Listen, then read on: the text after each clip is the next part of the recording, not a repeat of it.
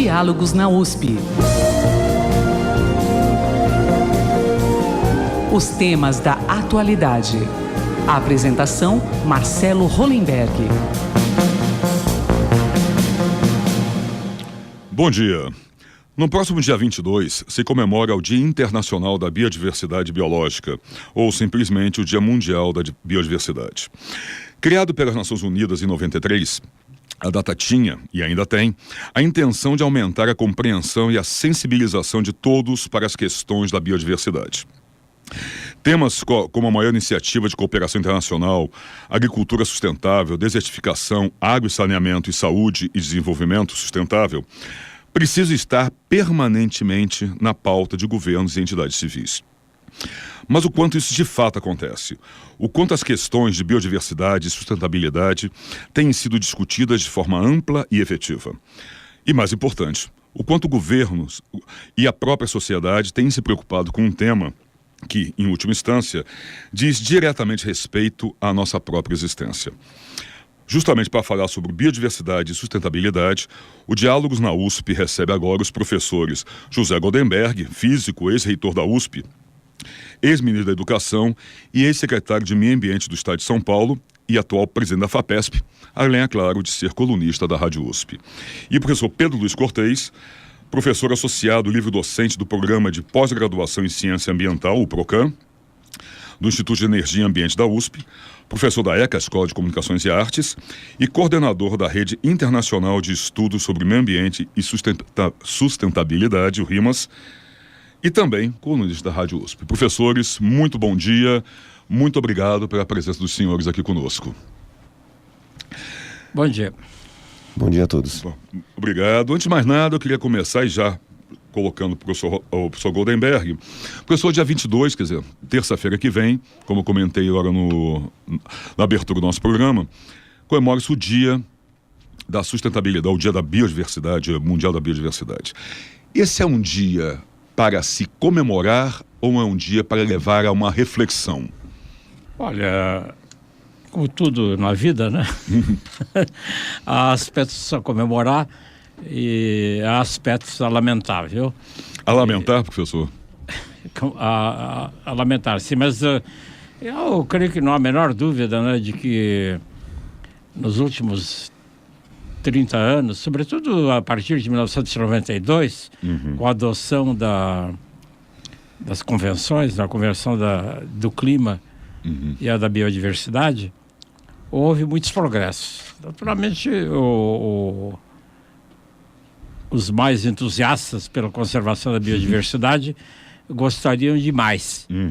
Certo. Mas acontece o seguinte, viu, é que a preservação de recursos naturais, ela bate de frente com tendências desenvolvimentistas, né? E aí os interlocutores são diferentes setores da sociedade, né? E você precisa conciliar isso. Esses problemas, eles não tiveram solução nunca na história. No passado, eles tinham uma solução simples, viu? Porque... Qual seria? Simplesmente a aristocracia escravizava os outros e ponto final. E resolvia esse problema, né? Resolveu o problema, né? Teoricamente, pelo menos. E isso não é mais possível. E acontece que a solução dos problemas, ela exige uma análise científica. Quer dizer, o grande esforço que nós temos feito, muitos de nós, né, dentro da universidade, e sobretudo com esses programas de pós-graduação, como, sem dúvida, como o próprio PROCAM, né? Como o PROCAM, é justamente a tentativa de fazer uma análise o mais quantitativa possível do programa. Quer dizer, sabe, em tese, eu fico muito contente de ver a Gisele Bündchen, né, dizer que precisa conservar a biodiversidade, que não pode perturbar os peixes lá que correm pelos rios da Amazônia. Em tese é muito bonito, né? Não é mesmo? Acontece o seguinte, né, que os rios da Amazônia, eles não são importantes apenas para os peixes, né? Eles são importantes também para as pessoas que vivem ali por perto. Aqui é a população ribeirinha, né? É a população ribeirinha. E às vezes é uma população que mora longe, porque a gente utiliza a água para outros fins. como, por exemplo, gerar energia elétrica, né? Verdade. E aí perturba. Então é um problema de o quanto de perturbação que a gente pode tolerar. Esse é o problema que nós temos agora. Agora, não há a menor dúvida de que desde 1992 houve grandes progressos, né? Isto é, as pessoas estão cada vez mais cuidadosas, né? Não se pode ser totalmente cuidadoso, mas elas são mais cuidadosas. Tá, esse cuidado que o professor Goldenberg está comentando, professor Cortez, e também com relação ao que ele comentou agora há pouco, da que a solução exige uma análise científica. O quanto de análise, o quanto de estudo tem sido feito, tem sido trabalhado nesses últimos anos, justamente para colocar uma coisa que o professor Goldenberg acabou de comentar, que as pessoas estão sendo mais cuidadosas, para as pessoas serem mais cuidadosas e a sociedade ser mais cuidadosa. Sem dúvida houve um progresso bastante significativo no sentido de colocar as questões ambientais numa pauta de discussão política, numa pauta de discussão econômica ao longo das últimas décadas, né? Então as questões ambientais, essa preocupação, elas vêm ocupando um espaço cada vez maior na mídia. Obviamente elas perdem ainda para as questões mais factuais ou para as questões econômicas ou questões políticas do nosso dia a dia. Mas sem dúvida as questões ambientais vêm ocupando espaço. E muita pesquisa científica de qualidade vem sendo desenvolvida, não só na USP, mas como também em outras universidades, né? E isso é bastante relevante.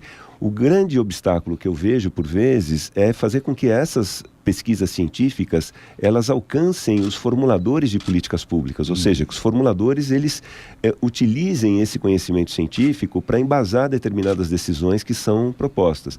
Por vezes, a gente vê uma dissociação entre o que é proposto numa política pública e o que a academia aponta como uma solução científica. Então, estabelecer esse diálogo, né, estabelecer essa ponte, essa comunicação, é um desafio permanente, né, em busca de uma sociedade melhor. Ou seja, de tal forma que o conhecimento científico ele possa ser efetivamente apropriado pela sociedade e possa ser utilizado da melhor maneira possível. Tá, e aí trazendo para os senhores, aproveitando o que o professor Cortez falou, qual é o problema? Onde está o nó, professores? E aí começando com o professor Goldenberg, trazendo para o professor Cortez.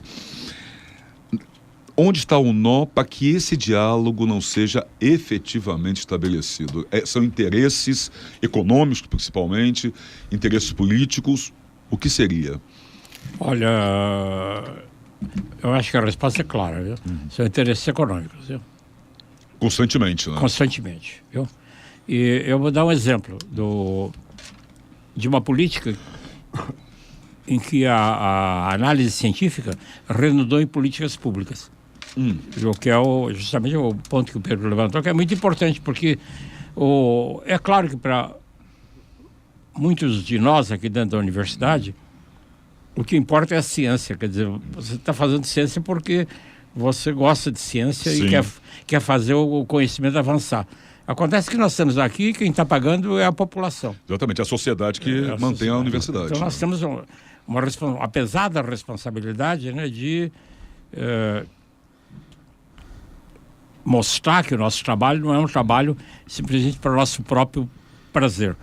Isso varia muito entre pessoas, é claro. Se você pegar em alguns setores da universidade, eles não querem nem saber dos interesses da sociedade, são os interesses deles mesmos, né? Não é mesmo? Mas outros não. E eu creio que a grande maioria dos professores tem essa preocupação, essa sensibilidade. Né? E acontece que os setores políticos que refletem os interesses econômicos, às vezes são difíceis de atingir. Eles nem se preocupam em nos consultar. Mas eu queria dar um exemplo em que isso funcionou, e aí a gente vê como funciona bem. O estado de São Paulo é o estado em que plantações de cana são dominantes. É o tipo de produto agrícola dominante no estado de São Paulo.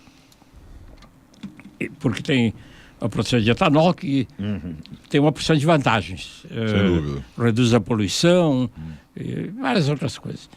E acontece o seguinte, é que a expansão da cultura de cana no estado de São Paulo ocorreu no passado de uma maneira que começou a perturbar efetivamente o meio ambiente. Não é mesmo? E a Secretaria do Meio Ambiente, ela tinha e tem o poder legal de analisar cada projeto e permitir que ele fosse feito ou não. E dava uma mão de obra considerável, porque cada vez que a gente negava um projeto, na época eu era secretário do Meio Ambiente, cada vez que a gente negava um projeto tinha considerações de caráter econômico, pressões de vários tipos, né? E não deviam ser poucas, né? Como? E não deviam ser poucas pressões, não eram né? poucas. Nós então resolvemos fazer uma coisa muito interessante, né? Nós pedimos aos pesquisadores, e é o pessoal do programa do BioEM, que é um programa da FAPESP. Sim. Biota, BioEM, são programas da FAPESP. A FAPESP não tem pesquisadores. Pesquisadores estão nas universidades, na Sim. Unicamp, aqui na USP e na Unesp. Nós pedimos a eles que fizessem um zoneamento do estado de São Paulo. Um zoneamento ecológico do estado de São Paulo. Isso é uma novidade, né? Já, Foi uma grande sem dúvida novidade. nenhuma, né? Isso é, eles pegassem o mapa do estado de São Paulo e marcassem, então, quais são as áreas em que, efetivamente, plantar cana ia ter um impacto ambiental muito ruim. Exemplo claro, Mata Atlântica. É evidente que você não pode ficar derrubando a Mata Atlântica, não é mesmo, para plantar cana. Mas esse é um exemplo fácil, né? Porque esse aí todo mundo concorda. É verdade. O problema é que você vai pelo interior do estado de São Paulo, tem regiões que tem muitas florestas naturais, etc. Esse mapa foi feito. E nós conseguimos convencer o governador, na ocasião, a baixar um decreto. Então, há um zoneamento ecológico do estado de São Paulo. Então, se uma pessoa apresentar um projeto para cortar alguma floresta lá em Ribeirão Preto ou na Mata Atlântica para plantar cana, o projeto nem entra na secretaria. Certo. Ele é barrado no protocolo, não é mesmo? Ou seja, virou uma política pública, né? Uma bela iniciativa. E o quanto, professor, só aproveitando, o quanto essa iniciativa ela acabou sendo exemplar para outros estados? Houve esse... Houve. O governo federal também, logo depois o governo federal fez um zonamento, eles chamam de ecológico econômico, mas é muito menos econômico do que ecológico. E ele foi aplicado para o resto do Brasil. E, provavelmente com o grau de fiscalização que varia, né? Sim, mas aqui dúvida. no estado de São Paulo a fiscalização é muito boa e funcionou muito bem. É um exemplo a seguir. Tem outras áreas em que não deu para fazer isso. Há um caso recente que eu acho que o Procon deve ter até estudado, que é a instalação de usinas termoelétricas na Baixada lá em São Sebastião, né? Sim. E São Sebastião naquela região, né? Na Baixada Santista, ali no litoral. E aí a região, tem um né? problema que deu uma mão de obra danada, não foi resolvido ainda, e está sendo resolvido um a um. Isso é o que nós conseguimos evitar, quer dizer, com política pública, você evita entrar no caso individual. Porque o caso individual é perigoso porque surgem as pressões. As pressões políticas. Exatamente. E eventualmente até corrupção. Uhum. No caso do zoneamento ecológico do estado de São Paulo, não tem problema, não é possível nem ter corrupção, viu? Porque a lei proíbe simplesmente. Pura e simplesmente isso, né? O projeto não é analisado na Secretaria do Meio Ambiente. Ele simplesmente para na entrada. Mas, professor, o senhor há de convir que esse projeto ele teve sucesso porque era o senhor que estava conduzindo, o senhor é oriundo da academia, né? Então, há uma questão a ser considerada. Muitas vezes o formulador de política pública ele não tem esse vínculo com a universidade, então acaba havendo uma dissociação entre o que é proposto e o que a academia propõe como... o que é proposto como política pública e o que a academia propõe. Eu ia perguntar, perdão, Pedro, mas é justamente isso, quer dizer, o quanto há nessa dissociação e o quanto, no final das contas, a sociedade e o meio ambiente acabam sofrendo com isso. Porque você lembrou bem, professor, é da academia, tem essa preocupação. Mas ela não devia ser constante para todos? Deveria ser constante. O que acontece, o que eu verifico na prática é assim, as equipes técnicas, né, que assessoram os políticos, que estão presentes nas secretarias, nos ministérios, por vezes têm uma formação de excelência, né? Frequentemente você encontra pessoas com mestrado, com doutorado, né? Muitos são alunos de programas de pós-graduação aqui na na USP. Então há um expertise técnico muito bom dentro das secretarias, dentro, né, das instituições de governo. O problema é quando a decisão chega na etapa superior e ela cabe ao político efetivamente dar a palavra final sobre o que vai ou não vai ser feito. E aí a decisão acaba sendo política e não necessariamente uma decisão, digamos assim, social ou exatamente importante para o caso em si, né? E muitas vezes o político ele está mais afeito, infelizmente, às pressões, né, ao lobby e tal, do que aos interesses públicos, aos interesses dos eleitores que o elegeram, né? Então há uma dissociação grande. Isso vem sendo, obviamente, rompido, né, com certo trabalho, mas eu vejo ainda que há um percurso grande ainda a percorrer no sentido de aproximar mais a academia das decisões políticas, né, das políticas públicas, participar mais ativamente disso, de tal forma que o conhecimento científico ele possa ser apropriado, possa ser utilizado de uma maneira mais intensa na prática, né? Está trazendo nessa questão e saindo um pouco do Brasil, amplificando um pouco mais isso, que nós temos uma discussão grande, já vem vindo, que é, primeiro, a questão que o professor Goldenberg comentou na sua primeira resposta, a questão da industrialização, né, que acaba batendo de frente com os interesses para a conservação do meio ambiente, da biodiversidade e tudo mais. Então nós temos talvez um dos maiores exemplos seja a China, uma potência industrial cada vez mais, e imagens que você vê de cidades chinesas cobertas com camadas e camadas de poluição, e também a recente saída da parte do governo Trump do Acordo do Clima. O quanto exemplos assim podem ser maléficos para outros governos, outros governantes se preocuparem com a preservação, professor Goldenberg, ou deixa-se falar sozinho, vamos cuidar do clima, o Trump que cuide do quintal dele. Isso existe ou não? São exemplos que podem ser perniciosos? Olha, o que acontece é o seguinte, viu, é que a destruição do meio ambiente, digamos, o impacto no meio ambiente, de todas as formas, né? Não só mudando a composição da atmosfera e provocando o aquecimento da Terra, como destruindo a biodiversidade, ela tem impactos na vida das pessoas. Sim. Quando os impactos são evidentes, é muito mais fácil os governos se mexerem. Exemplo da China. Sim, quer dizer, a China tem um sistema de energia que era até recentemente completamente baseado no uso do carvão. Exatamente. Aliás, sabe, toda a industrialização do século XIX foi baseada na utilização do carvão, que foi considerada uma grande coisa, né? Exatamente, foi o grande momento, né? Foi a grande inovação. Levantou enormemente o nível de vida das populações. Acontece que à medida que isso foi acontecendo, foram aparecendo os efeitos negativos. Quando eles ficam evidentes, aí é muito mais fácil para os governos se moverem. Não é mesmo? Mesmo governos completamente tecnocráticos, né? Por exemplo, eu estou admirado, por exemplo, o governo chinês agora, não é mesmo? Que é um governo com características centralizadoras muito fortes. Ele tem se mexido, porque na União Soviética, na antiga União Soviética, né, houve impactos ambientais terríveis, né?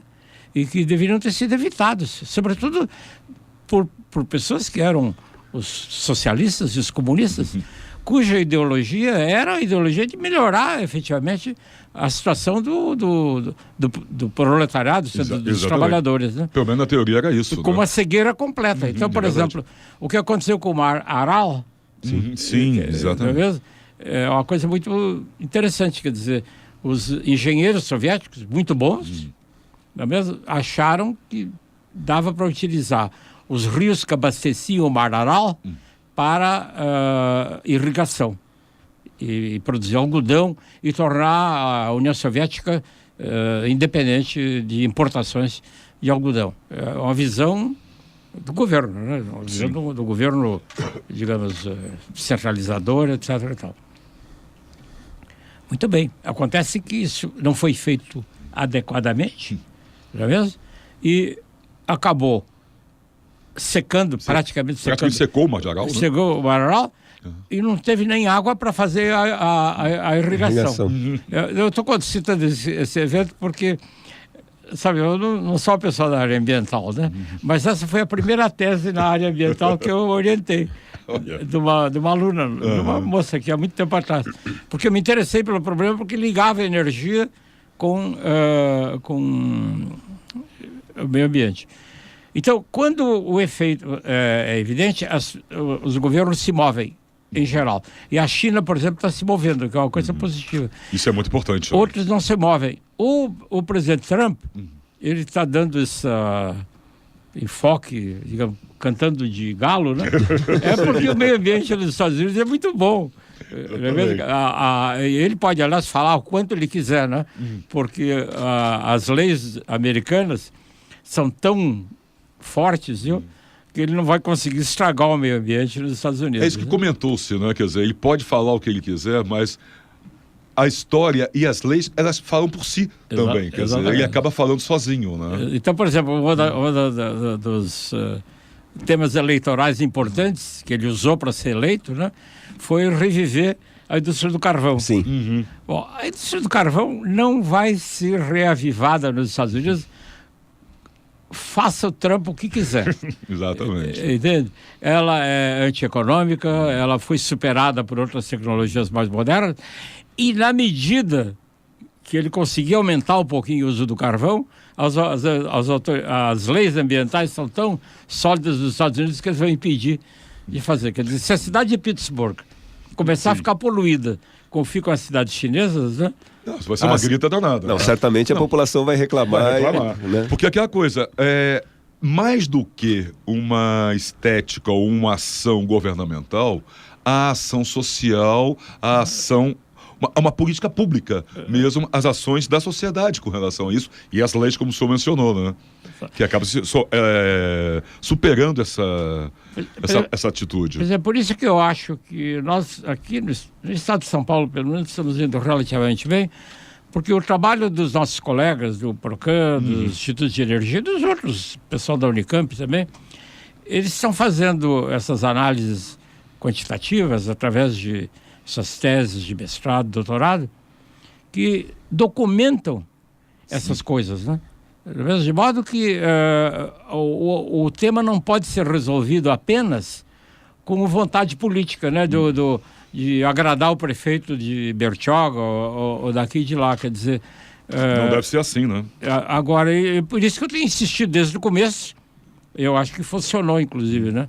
É de que a excelência acadêmica é uma coisa fundamental. O que ocorreu com o Procam. Sim, exatamente. Ganhou nota 7. Nota máxima da CAPES. Isso é fantástico, né? Parabéns. Olha aqui, para mostrar como houve um progresso fundamental. Mesmo a área de energia, porque no programa bom, eu sou do programa do Procam e do programa de energia. Eu sou professor dos dois. O programa de energia no qual eu trabalho, né? Não conseguiu nota 7. O que eu acho que fala muito bem de um enfoque que não é um enfoque sentimental. Eu sou muito refratário a utilizar o enfoque sentimental para discutir problemas ambientais. Não, acho que não pode ser dessa forma, né, professor, que acaba turvando um pouco o entendimento, né? E dentro disso, eu queria trazer para o professor Cortez, o professor Goldenberg lembrou essa história do Mar de Aral, né? Que foi um uso irracional dos recursos naturais, né?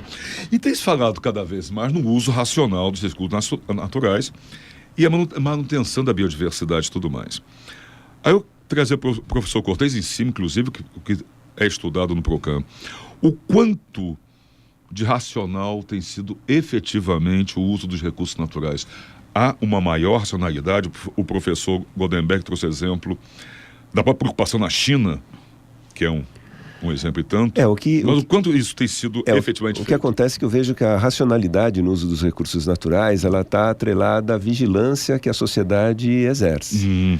Então, a sociedade, né, atenta às questões ambientais, atenta aos problemas ambientais, tem forçado um posicionamento de muitas indústrias e muitas empresas no sentido do uso correto dos recursos naturais. Então, as empresas, né, elas ficam preocupadas com a opinião do consumidor, com a repercussão das suas ações, e elas já se posicionam muitas vezes proativamente e não reativamente, né? Antigamente você via muitas reações, a empresa, uma vez sendo autuada, ela ia procurar resolver o problema. Não, hoje muitas empresas já se antecipam a isso, né? Tem setores de gestão ambiental, tal, para cuidar disso e evitar que elas cometam algum problema relacionado às questões ambientais. Então, muitas empresas vêm se preocupando já, tendo em vista a pressão que elas podem sofrer por parte dos consumidores. É isso que eu... Desculpa, professor, só para aproveitar.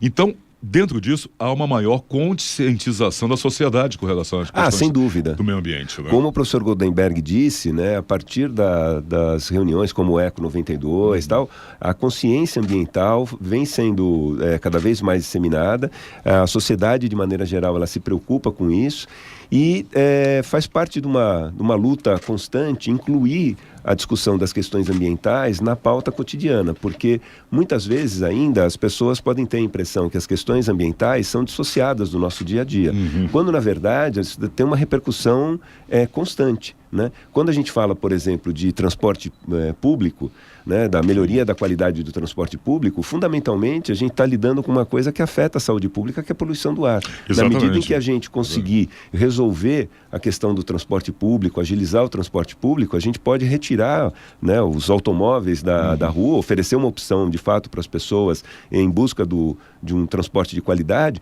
e isso vai repercutir, por exemplo, na melhoria da qualidade do ar que a gente respira, com repercussão no serviço de saúde, porque há vários trabalhos, né? O professor Saldiva aqui na USP tem feito isso já há vários anos, demonstrando que há uma associação direta entre poluição do ar e número de internações e óbitos, né, por doenças cardiorrespiratórias. Então, incluir as questões ambientais nessa pauta do dia a dia tem sido possível, mas ainda há um caminho a percorrer, né? Fazer com que as questões ambientais elas sejam discutidas assim como as questões econômicas, as questões políticas são... É uma pretensão, realmente. Sim, mas precisa haver. Mas precisa haver esse objetivo, né? E isso vem sendo obtido ao longo das últimas décadas. Tá, dentro disso, nós estamos quase chegando ao nosso intervalo, mas quero o professor Goldenberg, que o senhor comentou a questão do combustível, né, da poluição do ar. Há um estudo para mudar, inclusive, frotas de ônibus para ônibus elétricos, né? É uma solução, é um primeiro momento para começar a se mudar esse quadro, professor Goldenberg? É possível, antes de mais nada, que se faça isso tão rapidamente? Olha, esse entusiasmo que tem sido gerado em relação a transporte elétrico... Sim, exatamente. Ele acabou gerando exageros de vários tipos, viu? E de que maneira? A resposta é a seguinte, é que depende, viu?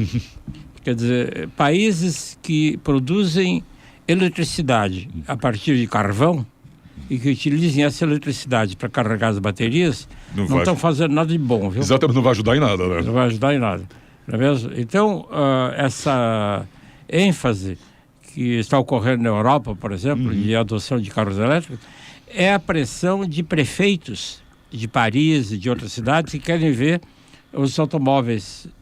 Eles não querem eliminar os automóveis, mas eles querem colocar automóveis elétricos para evitar a poluição na cidade de Paris.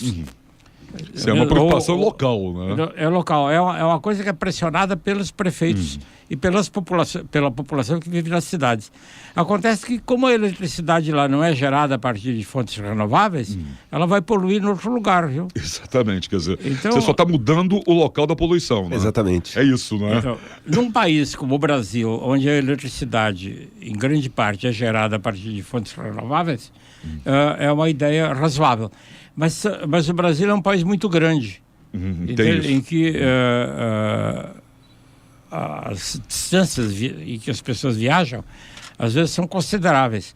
Então, um país pequeno como A Bélgica, por exemplo, poderia utilizar muito mais carros elétricos, porque se você viajar 50 quilômetros na Bélgica, você atravessou a fronteira. Você quase chegou na Holanda, né? Então, claramente, automóveis elétricos não são uma panaceia. Não é mesmo? Para que eles sejam eficazes, é preciso que a eletricidade seja gerada de fontes renováveis e as distâncias percorridas não sejam muito grandes, porque você precisa de postos de alimentação. Sim, exatamente. Veja, num país como o Brasil, eu acho que eu vi esse número outro dia, eu creio que tem 10 mil postos de gasolina no Brasil, eu não tenho bem certeza desse número. São dezenas de milhares. Sim. Bom, para ter automóveis elétricos, precisaria de uma estação... Fonte de abastecimento para isso. E sabe, no Brasil tem uma meia dúzia, né? E mesmo na Europa tem um número pequeno. Mas é um movimento que não é bem fundamentado tecnicamente, mesmo porque essas baterias não são grande coisa. Esse aqui é o problema. Certo. Né? Sabe, um automóvel desses, com baterias elétricas, ou caminhões, metade do peso do automóvel são baterias. Quer dizer, ele carrega baterias. Exatamente, é um carregador de baterias, na verdade. Então, veja, um automóvel em geral pesa 1 tonelada, né? 400, 500 quilos são baterias, né? Quer dizer, não é uma coisa que não bate muito bem. No Brasil, nós temos o programa do etanol, que é uma maneira de ter um combustível renovável, mas naturalmente aí depende de um país que tem cana-de-açúcar. Né? Exatamente. Os Estados Unidos não tem cana-de-açúcar, quer dizer, não há soluções gerais para o problema, mas eu sou cético da universalização da solução de automóveis elétricos. Perfeito. Bom, o Diálogos vai fazer uma rápida parada, nós voltamos em seguida. Diálogos na USP. Os temas da atualidade. A apresentação, Marcelo Hollenberg. Estamos de volta com Diálogos na USP, hoje conversando sobre biodiversidade e sustentabilidade com o professor José Goldenberg, reitor da USP, ex-ministro da Educação, ex-secretário de Meio Ambiente do Estado de São Paulo e atual presidente da FAPESP e colunista da Rádio USP. E o professor Pedro Luiz Cortez, professor associado e livre-docente do Programa de Pós-Graduação em Ciência Ambiental, PROCAM, do Instituto de Energia e Ambiente da USP, professor da ECA e coordenador da Rede Internacional de Estudos sobre Meio Ambiente e Sustentabilidade, o RIMAS, e também colunista da Rádio USP. Professor Cortez, o professor Goldenberg finalizou a sua fala no bloco anterior falando da questão do etanol, das fontes de energia. Eu queria trazer para o senhor, quer dizer, na verdade, a adequação das fontes alternativas de energia. Uma questão o etanol é importante, mas para fazer etanol precisa ter cana-de-açúcar. Para fazer cana-de-açúcar precisa ter uma cultura da cana-de-açúcar. E não são todos os países que têm essa cultura. Então, o trabalho das fontes alternativas de energia, elas também dependem da situação de cada país, né? De cada região, na verdade. É claro, você não tem uma solução que seja definitiva ou que única, né? Seja única para todos os países. Isso vai depender das condições sociais, das condições econômicas, das condições naturais de cada nação. No caso, o programa, né, o Proálcool, ele surge na década de 70 por uma questão econômica, né, no sentido de substituir as importações de petróleo, né, que consumiam muito das reservas do país na época, mas já há um bom tempo ele se configura como um programa ambientalmente muito, muito interessante. Você comentava no bloco anterior a respeito dos ônibus, né? Existia aqui um projeto uma lei, né? A Lei de Mudanças Climáticas no município de São Paulo, que determinava que a frota de ônibus, ela utilizasse, toda a frota de ônibus utilizasse a partir do ano que vem combustíveis, fontes renováveis, sejam ônibus elétricos ou principalmente biodiesel. Infelizmente, isso não foi feito, não houve uma renovação da frota, né, que capacitasse a frota a esse tipo de solução, e houve a necessidade de renegociar, né, de repactuar isso com os prestadores de serviço. Então, se adiou essa substituição, né, do uso, por exemplo, do biodiesel foi postergado aí para os próximos 10 anos, né?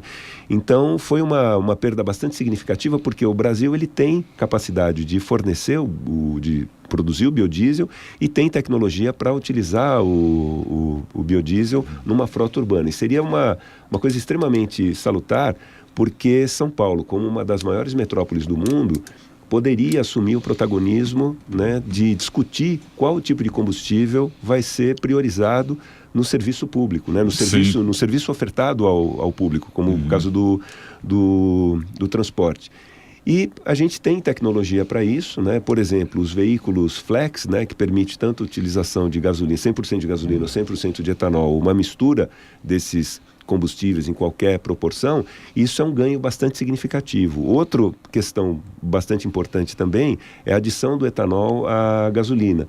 Então, assim, nós temos programas ambientais, né, que utilizam fontes alternativas que são muito, muito interessantes, que podem, obviamente, na medida do possível, servir de exemplo para outros países, mas aí, bem lembrado o que você falou, depende das condições de cada país em ter, por exemplo, o seu suprimento de etanol, né, de ter uma solução voltada para isso. Os Estados Unidos, por exemplo, não tem plantio de cana, ele é obrigado a fazer o etanol a partir do milho. Do milho, né? Exatamente. E sempre há uma discussão que se coloca, né, em que medida estaria substituindo terras que poderiam ser dedicadas ao plantio de alimentos para a produção de combustível. Não há uma solução, infelizmente, não há uma solução ideal, né? Por vezes a gente resolve um problema, mas acaba gerando uma outra questão que deve ser discutida, tal, como é o caso, por exemplo, aqui no estado de São Paulo, da monocultura da cana-de-açúcar. Mas, sem sombra de dúvida, o etanol como fonte alternativa, ele posiciona o Brasil numa questão de vanguarda internacional, porque hoje, às vezes, tem até dificuldade em explicar isso, né, no exterior, explicar assim, não, os nossos carros eles podem ser movidos 100% a etanol, né? E há quem não acredite ainda nisso, né? Parece que eu estou falando a respeito de um assunto, assim, muito teórico. Eu estou falando, não, é realidade, você pode abastecer com qualquer mistura, né, conforme a conveniência da pessoa, conforme o preço que estiver sendo praticado, né? Muita gente, às vezes, um cidadão comum, às vezes tem dificuldade em imaginar como isso é possível. E, efetivamente, isso é possível e vem sendo já praticado há vários anos. Então, essa busca por fontes alternativas, ela tem sido uma constante e, por vezes, tem sido exitosa, como é o caso do nosso programa relacionado ao etanol. Certo, eu queria trazer para o professor Goldenberg, o senhor comentou da fonte alternativas, e o etanol talvez seja mais visível, até porque está aí há muito mais tempo, mas, professor Goldenberg, com relação a fontes alternativas, o Brasil sabe usar, está usando bem fontes alternativas, como energia solar, energia eólica. Estamos ainda marcando passo nessa situação? Não. Sabe, a energia se usa de duas formas. Ou como combustível, que é gasolina, óleo diesel, biodiesel, etanol, ou eletricidade. Na área de combustíveis, o etanol brasileiro teve um papel importante, ele substitui aproximadamente metade da gasolina que seria usada no Brasil. Sim. Se o programa não existisse. E é por isso que o Brasil não emite tanto CO2, né? Porque se a gente estivesse usando mais gasolina, a gente emitiria mais CO2. Então, isso vai indo, eu creio que bastante bem. O problema é a eletricidade. A eletricidade no Brasil, no passado, era produzida principalmente de usinas hidrelétricas. E que foram desenvolvidas no meados do século passado e que acabaram criando um sistema de eletricidade num país grande como o Brasil, que é muito bom. Sabe, as pessoas se queixam de vez em quando que tem algum apagão, etc. Acontece que o país é muito grande. E tem apagão nos Estados Unidos também, né? Verdade. De fato, o fato do Brasil ter um sistema interligado é muito bom. É um progresso muito grande que foi feito. Agora, as usinas hidrelétricas dependem da geografia. As melhores foram utilizadas no século passado, agora está ficando cada vez mais difícil e fazer qualquer nova hidrelétrica exige um estudo acurado dos impactos ambientais. Não é mesmo? De modo que se desenvolveu a ideia, naturalmente, de procurar outras fontes alternativas que fossem as solares diretas, né? Como ventos e energia solar fotovoltaica. Na área de ventos, a situação vai indo muito bem. O Brasil está indo muito bem. Naturalmente, ele se beneficiou um pouco de situações que ocorreram no mundo. Porque como a indústria de moinhos de vento se desenvolveu muito na Dinamarca e em outros países, houve uma época em que havia um excesso de moinhos de vento no mundo e o preço caiu. E o Brasil se beneficiou tremendamente disso, né? É mesmo. Então, a energia eólica vai indo bem no Brasil. Tem tido um crescimento Está tendo um crescimento. Tem tido um crescimento muito significativo. Não é em todo lugar, depende do lugar. Né? E são os estados do norte. Exato, norte e nordeste principalmente, né? Se beneficiam. E não é em São Paulo, porque São Paulo não é um bom lugar para isso. Mas tudo bem. Como há um sistema de eletricidade interligado, a energia que é produzida no Rio Grande do Norte, ela pode ser utilizada aqui, né? E isso está indo bem. Energia fotovoltaica é mais complicada. Por quê, professor? Porque ela é mais cara devido digamos, aos equipamentos que são necessários. E aqui no IEE tem um magnífico exemplo, aqui na USP, aqui pertinho da Rádio USP, tem um magnífico exemplo de um estacionamento que foi coberto com painéis fotovoltaicos. O Parque Vila Lobos também tem estacionamento coberto por células fotovoltaicas. Ainda é caro, não é mesmo?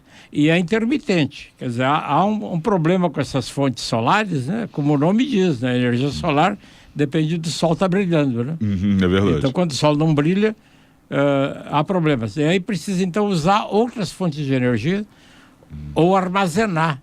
Sim. E esse é um problema que ainda não é grave no Brasil, porque as energias renováveis contribuem pouco. Quando as energias renováveis começarem a atingir 40% ou 50% do total, como já ocorre na Espanha ou na Dinamarca, os sistemas elétricos começam a sofrer muito, viu? E é preciso melhorar muito a engenharia do sistema, porque senão basta passar uma nuvem na frente do sol para que haja um blackout temporário. Sim, o que é muito arriscado, né? É aí que está. Sob esse ponto de vista, nenhuma sociedade vai aceitar energias renováveis, por mais ecológicas que sejam, né? Se o computador estiver sendo desligado toda hora. Viu? Exatamente, fica caindo a força o tempo inteiro. Exatamente. Então, esse é um problema. Enquanto as energias renováveis representam 10%, 20% do total, o problema de engenharia é um problema, digamos, manejável, né? Mas agora estão começando a surgir problemas maiores e armazenar energia está ficando uma coisa importante. E nós estamos aprendendo a fazer isso. Tem várias formas de armazenar energia. Mas é por isso que esse entusiasmo por carros elétricos, viu? Eu acho que ele é estimulado por fabricantes de baterias. Exatamente, quer dizer, é uma coisa muito mais externa. De novo, é uma questão econômica, comercial, do que uma preocupação efetiva com o meio ambiente. Eu acho que é conveniente que o pessoal das áreas científicas, primeiro, o pessoal que trabalha na área elétrica tem que olhar isso com certo cuidado, e o pessoal que trabalha mais na área ambiental tem que tomar também um certo cuidado, porque é uma falsa solução se não forem tomados os cuidados devidos. É isso mesmo, professor Cortez, é uma falsa solução. Quer dizer, e como o Brasil, só trazendo também, como o Brasil pode utilizar bem essa sua mega biodiversidade, sua mega extensão territorial de rios, de sol, como pode usar bem, o que está sendo estudado para isso? Bom, há vários aspectos que a gente deve considerar, né? Em relação à nossa extensão territorial, a gente tem uma diversidade em termos biológicos, né? Em termos de fauna, de flora, que é uma coisa impressionante, porque nós temos ali desde do Rio Grande do Sul, né? Do extremo sul ao extremo norte, uma variedade muito grande. Esse patrimônio que a gente tem, ele vem sendo, em parte, bem aproveitado quando se fala, por exemplo, das questões energéticas, né? Bem lembrou o professor Gondenberg, que fala da questão da geração eólica, né? Sim. Por exemplo, hoje o Nordeste, por vezes, ele é superavitário em termos de geração de energia. Ele acaba exportando energia para outras regiões, tendo em vista essa capacidade de geração eólica que ele tem, né?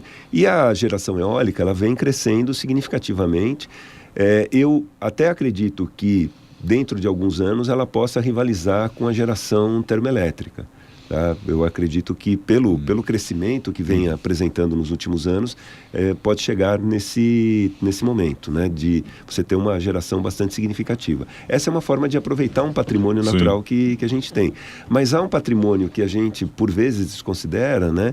Que é a nossa biodiversidade, que poderia fornecer, por exemplo, uma série de produtos, de fármacos, de produtos para a saúde, e esse patrimônio, por vezes, ele é desconsiderado, né? Então, É desconsiderado por quê, professor? eu acredito que falta investimento nisso, no sentido... Investimento ou falta interesse, ou é a mesma coisa? Não, acho que falta investimento no sentido de melhor investigar e de melhor aproveitar o que tem disponível, né? Então, muitas vezes, até por interesse econômico, talvez os grandes laboratórios prefiram buscar as soluções que já foram desenvolvidas, né, nas matrizes, do que tentar aproveitar esse patrimônio que a gente tem. Então, Mais atenção, né? Mais atenção a isso. Então, há questões que vêm sendo bem aproveitadas, mas há outras onde realmente há uma carência de pesquisa, uma carência de investimento e há uma falta de interesse, por vezes, das indústrias em aproveitar melhor esse patrimônio que a gente tem, né? Essa grande biodiversidade que a gente tem. Então, o Brasil ele acaba sendo uma coleção de boas e más soluções, né? Infelizmente, elas, dado aí o tamanho do país, toda a diversidade que a gente tem, isso acaba acontecendo. Então, o importante que eu vejo é a gente prestar atenção nos exemplos negativos para evitar que eles se perpetuem, mas tendo sempre em mente o que foi já de bom que vem sendo desenvolvido, as soluções que vêm sendo aplicadas, né? Infelizmente, a gente está, né, ao longo aí dos últimos anos, em momentos onde talvez a nossa autoestima esteja muito depreciada em função de uma série de acontecimentos, e a gente às vezes acaba esquecendo esses bons exemplos que a gente tem, como o caso da geração eólica, que vem crescendo, o caso do programa relacionado ao etanol, né, que é um grande exemplo internacional, e há outros exemplos bons que a gente tem aí para mostrar, né? Perfeito. Em cima desses bons exemplos, eu queria trazer para o professor Goldenberg uma outra questão. Os bons exemplos, a preocupação com o meio ambiente, com a sustentabilidade, tudo isso é muito importante. Mas, professor, casos assim, ou preocupações assim, não podem levar também a um exagero? Não podem levar também a uma defesa exacerbada que acaba sendo algo complicado? Podem e levam. E levam, não é? Eu vou dar um exemplo concreto. Sim. Que ocorreu também na época que eu era secretário do Meio Ambiente. O Rodoanel estava sendo construído. O Rodoanel, naturalmente, foi feito em quatro partes. Né? O lado esquerdo, o lado direito, o lado de cima e o lado de baixo. E as laterais não tem muito problema ecológico, porque não tem grandes complicações. Acontece que a parte norte tem a Serra da Cantareira e a parte sul tem os lagos. A região dos lagos é uma região extremamente complicada do ponto de vista ambiental. E nós tínhamos que licenciar essa área. Acontece o seguinte, o Rodoanel, ele tinha como intenção retirar da cidade de São Paulo o tráfego de caminhões, o tráfego desnecessário de caminhões. Além de outras vantagens, mas uma das vantagens importantes era essa, aliviar as cidades dos tráficos. Exato. Né? E para licenciar a parte sul, então, que é a parte lá dos lagos, né, houve grandes objeções de natureza ambiental. E aí os políticos, naturalmente, se queixavam políticos não mal intencionados, no sentido de que precisava tocar para frente a obra, né? Sim. E os exageros na área ambiental no Brasil têm prosperado muito, né? Porque basta entrar com uma petição E a grande maioria dos juízes imediatamente interdita as obras, né? Acabou ficando uma coisa fácil de fazer. E é fácil, mas é complicado, né, professor? É muito perigoso, né? Mas o juiz, em dúvida, ele interdita. E depois, desinterditar requer uma certa mão de obra. E acontece o seguinte, que você não pode construir efetivamente um rodoanel sem cortar árvores e deslocar populações, claro, etc. E tal. E nós tivemos que fazer isso. Então aí você precisa comparar custos e benefícios, né? Exatamente. Acontece que comparar custos e benefícios é um inferno, né? Porque quem paga os custos são uns e quem tem os benefícios são outros. Exatamente. Como é que se fecha essa aritmética? É um problema geral em relações humanas, né? Não é mesmo? Quer dizer, qualquer divórcio, né? Veja, qualquer casal que se separa, né? É uma discussão porque são visões um pouco diferentes. E eu acho que havia muito exagero, não é mesmo? Eu realmente tive que autorizar a destruição de áreas, naturalmente exigindo compensações, etc. E tudo. Quer dizer, o problema é manejável, mas ele depende muito de autoridades conscientizadas, sim, sem dúvida, e incorruptíveis. O problema da corrupção é perigoso. Isso é a parte mais séria, né? Por causa dos interesses envolvidos. E aí, veja, em outros estados, apesar das leis brasileiras da área ambiental serem razoáveis, os outros estados sofrem muito mais, porque as leis são as mesmas, mas elas não são aplicadas com muito rigor. Em cima disso, professor, eu queria trazer para o senhor e também para o professor Cortez, quer dizer, nós já falamos sobre isso, mas é importante reforçarmos. Crescimento econômico e preocupação ambiental não são excludentes, né? Mas precisa de uma também de uma composição mais forte, né? Deixa eu ouvir a opinião do professor Cortez, por favor. Isso existe? Há como fazer isso, professor? Se a gente verificar a posição dos economistas, né, eles sempre falam da questão do crescimento econômico como uma questão fundamental, né, para a sociedade continuar se mantendo. Então, se o PIB ele fica abaixo de 1%, o PIB fica zero, realmente é um desastre, né? Então, toda a teoria e a prática econômica, né, pressupõe o crescimento da economia, o consumo, é tudo calcado no consumo. Mas eu costumo utilizar até um próprio argumento dos economistas em favor de um consumo mais sustentável. Muitas vezes a gente ouve o economista aconselhando as pessoas a repensar suas práticas de consumo, seus hábitos de consumo, no sentido de evitar o consumo supérfluo e aumentar o nível de poupança. Né? E isso, no fundo, é uma prática ambientalmente desejável, né? Certo. Ou seja, que tem um fundamento ambiental que é chamado 3Rs, né? Ou seja, reduzir o consumo, reutilizar o que for possível e reciclar o que não for mais necessário. Então, tudo começa repensando as práticas de consumo, evitando o consumo desnecessário.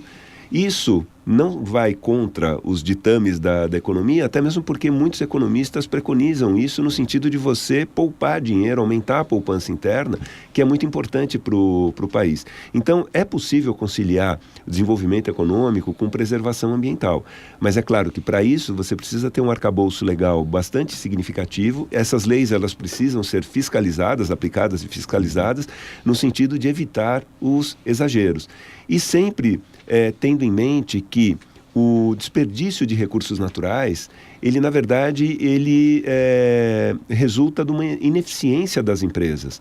Quando você pensa em utilizar adequadamente os recursos, na verdade você está preconizando uma melhor performance das empresas, uma redução de custos de produção e, obviamente, isso vai resultar num ganho financeiro para as empresas. Então, uma empresa, quando ela tem uma preocupação ambiental, isso, na verdade, não resulta num aumento de gastos, né, ou de custos produtivos. Sim, na verdade, muitas vezes isso leva a uma melhor performance. Então, ela vai utilizar melhor melhor as matérias-primas, evitando desperdício, vai utilizar melhor a energia, vai utilizar melhor os recursos que ela aloca para a sua produção. Né? Essa visão ela é muito importante no sentido de melhorar a performance, inclusive financeira, né, das indústrias, dos negócios. Ou seja, o ambiente ele não pode ser visto e não é um custo. Né? Ele pode ajudar realmente numa solução que leve a uma melhor performance. Para nesse caso, professor Goldenberg, o ambiente tem sido visto dessa forma, pode ser melhorado e, claro, quando se fala na questão de empresas com o meio ambiente, a gente não pode nunca esquecer do que aconteceu em Mariana, né? Então, quer dizer, o que aconteceu em Mariana acaba sendo o exemplo do que não deve ser feito e aí ser seguido? Aí desastres naturalmente tornam muito visível, né, o custo de coisas mal feitas. Sim, né? Exatamente. Não, sob esse ponto de vista, o que o Pedro disse faz um bocado de sentido. Quer dizer, para as indústrias fazer corretamente é um lucro. Sem dúvida. Porque elas evitam problemas posteriores. Sob esse ponto de vista, Pedro, o que eu reparei ao longo dos anos é que as empresas multinacionais, de modo geral, são muito mais preocupadas em adotar práticas corretas, porque eles sabem o que acontece, né? Que se tivesse um acidente como o de Mariana nos Estados Unidos, provavelmente a empresa estaria quebrada, a empresa que causou estaria quebrada. Sim, certamente. Né? Porque as multas são de centenas de milhões de dólares. Exatamente, que inviabiliza a existência de qualquer empresa. Né? E as empresas nacionais são um pouco mais resistentes, argumentando que elas não têm capital e por aí afora. Mas não há a menor dúvida de que à medida que o nível de entendimento dessas coisas aumenta, e por isso que a universidade é importante. Sem dúvida. Porque ela vai formando gente que popula esses lugares. Sem dúvida. Vocês vêem, nossos alunos agora ou trabalham nas empresas ou trabalham nos órgãos reguladores, né? Eles estão mais conscientes dos problemas. E levam essa ideia adiante, né, professor? Mas isso é claro que é um processo e demora, mas esse é o motivo pelo qual logo no começo do programa eu disse, eu creio que o Pedro concordou, tem aspectos positivos e negativos. Né? Claro. Sim, e para nós encerrar, Pedro, quer dizer, dentro dessa parte negativa e positiva que o professor Goldenberg mencionou, talvez nós estejamos seguindo um trajeto para coisas mais positivas, com uma maior conscientização. E aí em cima, programas como o PROCAN, a academia de uma forma geral, acabam ajudando bastante. Né? Não, sem dúvida a consciência ambiental ela vem crescendo ao longo dos últimos anos, né, ao longo das últimas décadas, e a participação dos programas de pós-graduação de maneira geral na formação de mão de obra extremamente qualificada, seja para as indústrias, né, para as empresas ou para o setor público, ela tem sido bastante significativa. Então esse é um papel fundamental das instituições públicas, né, das universidades públicas, no sentido de formar mão de obra extremamente capacitada, extremamente empenhada na solução de... E conscientizada, né? Conscientizada, né, para a solução dos problemas. É uma forma que a universidade tem de colaborar para o bem-estar da sociedade como um todo.